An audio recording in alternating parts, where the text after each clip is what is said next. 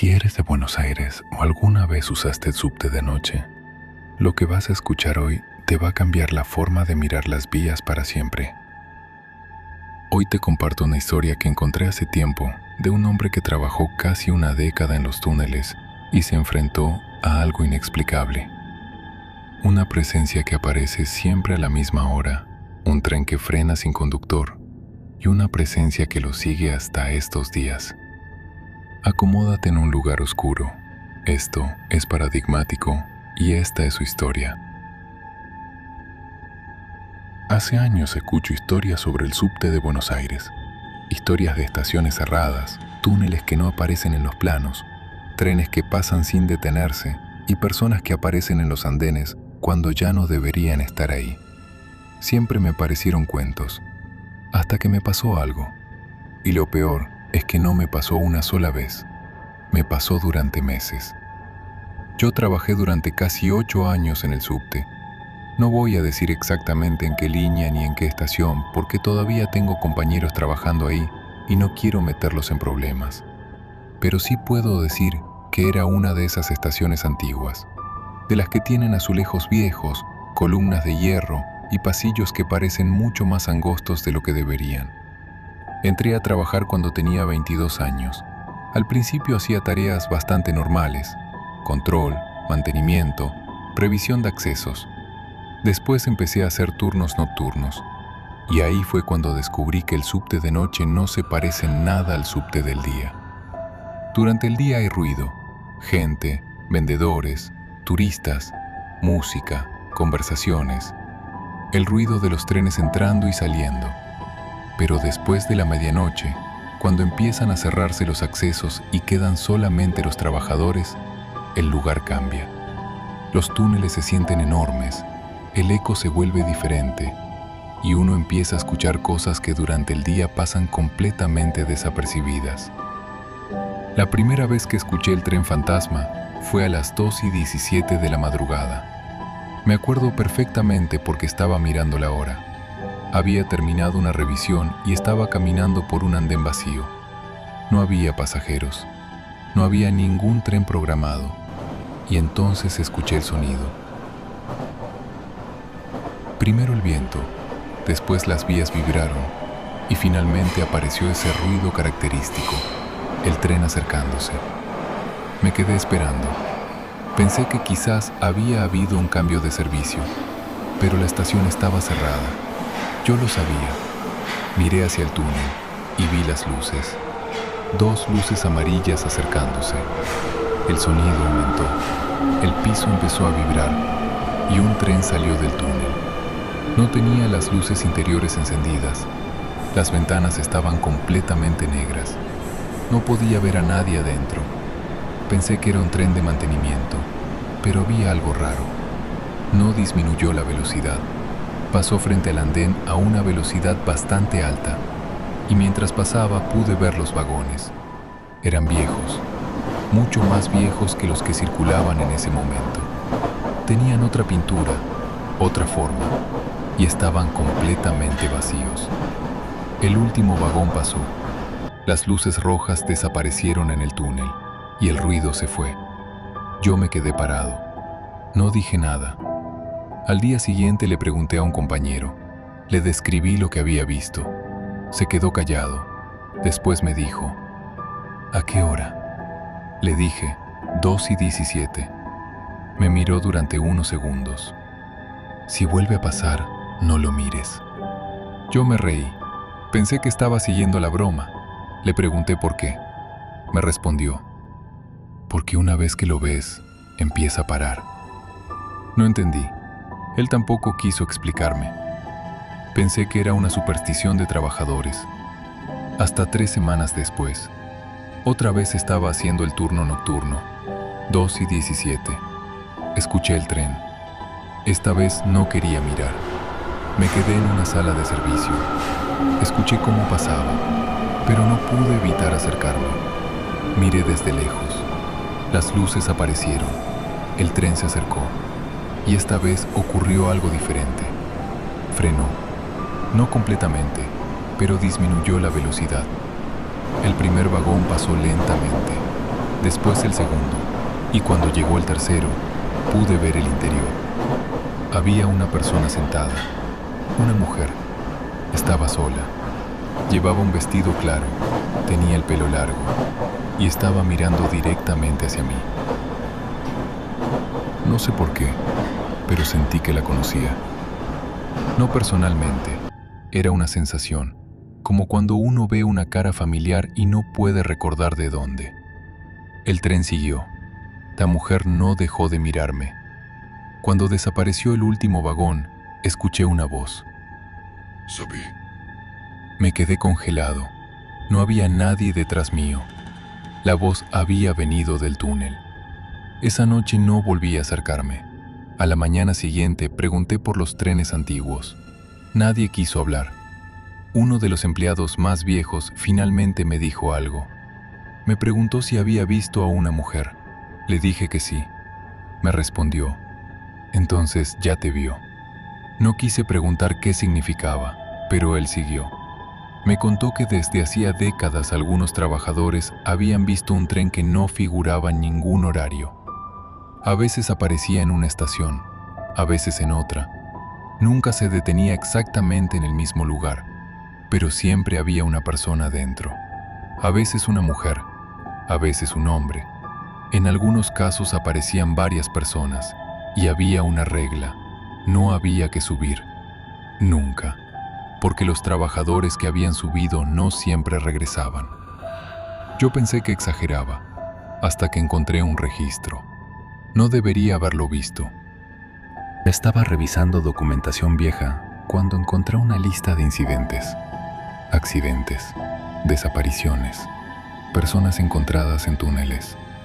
Y algo que me llamó la atención. Varias fechas coincidían con las apariciones del tren. Una de ellas era de hacía más de 30 años. Un trabajador había desaparecido durante un turno nocturno.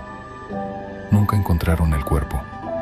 La descripción decía que había sido visto por última vez en el andén. Un compañero había declarado que estaba hablando con una mujer, pero las cámaras no mostraban a ninguna mujer. Después había otra desaparición, y otra, y otra, todas de noche. Todas relacionadas con trabajadores que estaban solos. Seguí investigando y encontré algo que todavía no puedo explicar. Una fotografía. Era una foto vieja de una estación, probablemente tomada durante una obra. Había varios trabajadores posando. Al fondo estaba el túnel, y en el túnel se veía un tren. Eso ya era raro. Pero lo que me llamó la atención fue una persona parada delante de uno de los vagones. Una mujer. El mismo vestido, el mismo pelo, la misma postura que había visto yo. Sentí un frío horrible. Miré la fecha. La fotografía tenía más de 40 años. No sabía qué hacer. La guardé. No debería haberlo hecho, pero la guardé. Durante los siguientes meses empecé a verla más seguido, siempre a las 2:17, siempre en una estación distinta. Nunca hablaba, solamente me miraba, hasta que una noche estaba completamente solo. No había ningún otro trabajador en el andén. Escuché el tren. No me moví. Las luces aparecieron. El tren entró, y esta vez se detuvo frente a mí. Las puertas se abrieron. No había nadie adentro. La mujer estaba en el último vagón. Me miraba. Y entonces hizo algo. Levantó una mano. Me señaló. Después señaló el asiento que tenía enfrente. Y escuché nuevamente. Subí. No sé por qué me acerqué. No subí, pero caminé hasta el borde del andén. Y ahí vi algo. El piso del vagón estaba cubierto de agua. Agua oscura. Como si hubiera entrado desde un túnel inundado. Y había huellas. Huellas mojadas. Todas iban desde la puerta hacia el interior. Ninguna volvía. Entonces escuché algo detrás mío. Una voz. Era mi compañero. Me di vuelta. Estaba parado a unos metros, pálido. Me hizo un gesto para que me alejara. El tren cerró las puertas. Se fue. Después mi compañero me llevó a una sala. Me preguntó qué había visto. Se lo conté. Él se quedó en silencio. Después sacó un teléfono viejo. Me mostró una fotografía. Era la misma mujer, pero esta vez estaba más cerca. Podía verse su cara. Le pregunté quién era. Me dijo que nadie sabía. Pero había una historia. Años atrás, durante una madrugada, una mujer había muerto en las vías. No encontraron su identidad. Nunca apareció ningún familiar. No había documentación. Nada. Simplemente apareció muerta. Y después comenzaron las apariciones. Pero había algo más. Mi compañero me dijo que algunos trabajadores creían que ella no era la primera. El subte había sido construido sobre lugares donde antes había otras cosas. Casas, calles, edificios, personas. Historias que habían quedado debajo de la ciudad. Y algunas muertes no habían terminado cuando enterraron los cuerpos. Habían quedado abajo, en los túneles. Yo no quería creerle, pero tampoco podía ignorarlo. Una noche decidí hacer algo estúpido. Esperé el tren. 2:17. Cuando apareció, subí. Lo hice. No sé por qué. Tal vez estaba cansado. Tal vez quería terminar con la incertidumbre. Las princertas se cerraron. El tren comenzó a avanzar. No había conductor. No había luces. Solamente los vagones oscuros. Caminé. El suelo estaba mojado. Había personas sentadas. Muchas. Todas mirando hacia adelante. Nadie hablaba. Pasé por el primer vagón. Después por el segundo. En el tercero estaba la mujer. Me senté frente a ella. No dijo nada. Yo le pregunté, ¿dónde estamos? Me respondió, abajo. Eso fue todo. El tren siguió avanzando. Miré por la ventana. No había túnel.